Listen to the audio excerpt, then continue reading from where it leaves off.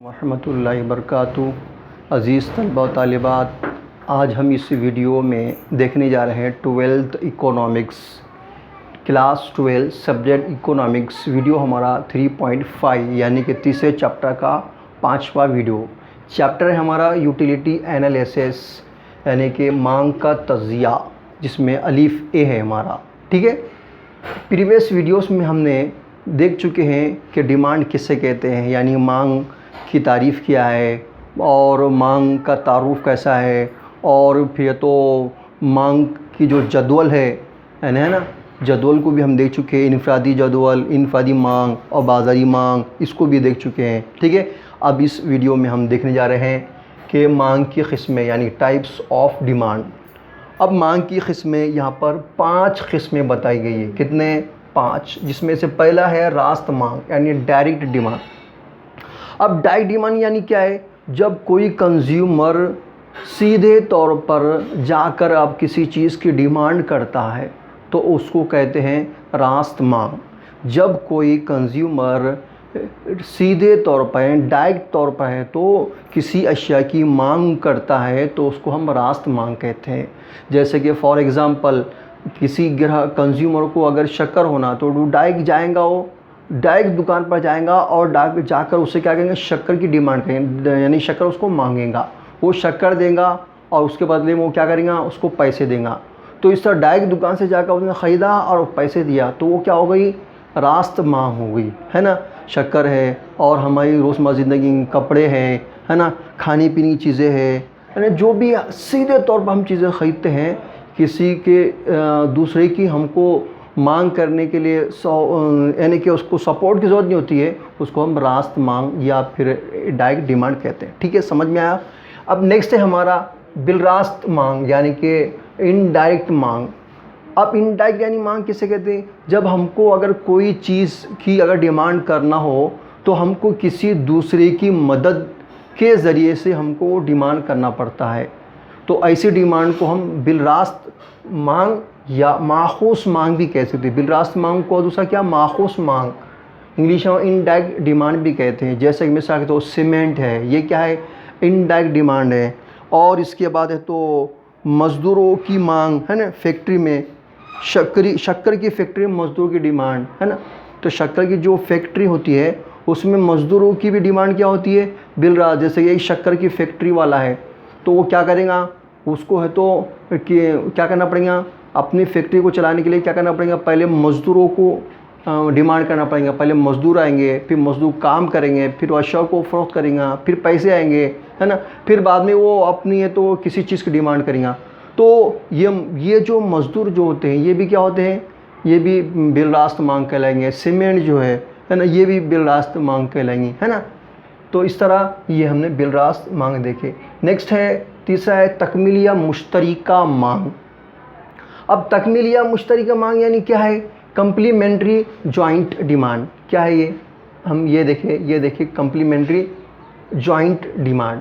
اب کس کو کہتے ہیں جوائنٹ ڈیمانڈ؟ یعنی کہ جب کوئی ایک چیز کے جب کسی ایک حاجت کے لیے ہم کئی چیزوں کا استعمال کرتے ہیں یا تو ہم اس کو کیا کہتے ہیں؟ مشترکہ مانگ کہتے ہیں۔ یعنی کہ جب کوئی ایک حاجت کے لیے ہم کئی چیزوں کا استعمال کرتے ہیں تو اس کو ہم کیا کہتے ہیں؟ اس کو ہم کہتے ہیں کہ مشترکہ مانگ یا تکمیلی مانگ کہتے ہیں۔ جیسے مثال کے طور پر جیسے کہ کار ہم استعمال کرتے ہیں نا، ہماری کیا ہوتی کار اور پیٹرول جو ہے، اور یہ کیا ہے؟ مثال کے طور پر کار اور ایندھن کیا ہے؟ یہ بھی مشترکہ مانگ ہے نا، کیا ہے؟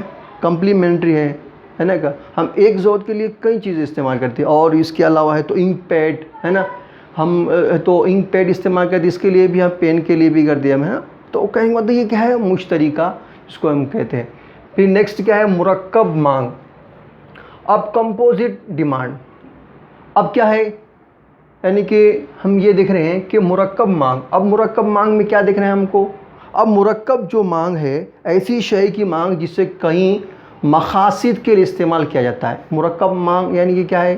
کہ ایسی شے، کوئی ایک ایسی شے جس کو ہم کئی مقاصد کے لیے استعمال کی جاتے ہیں، اس کو ہم کیا ہے؟ مرکب مانگ کہتے ہیں۔ اب دیکھیے مرکب مانگ اور مشترک مانگ دونوں میں الٹ حساب.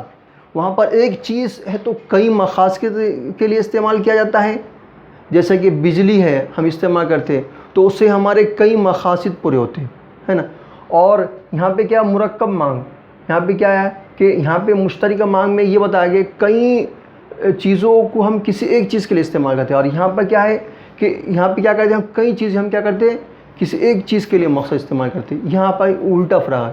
جیسے کہ مثال کے تو مرکب مانگ کسے کہتے ہیں, یعنی کئی ضرورتیں کیا ہے بھائی, یہاں کہا جا رہا ایسی شے کی مانگ جسے کئی مقاصد کے لیے استعمال کیا جاتا ہے.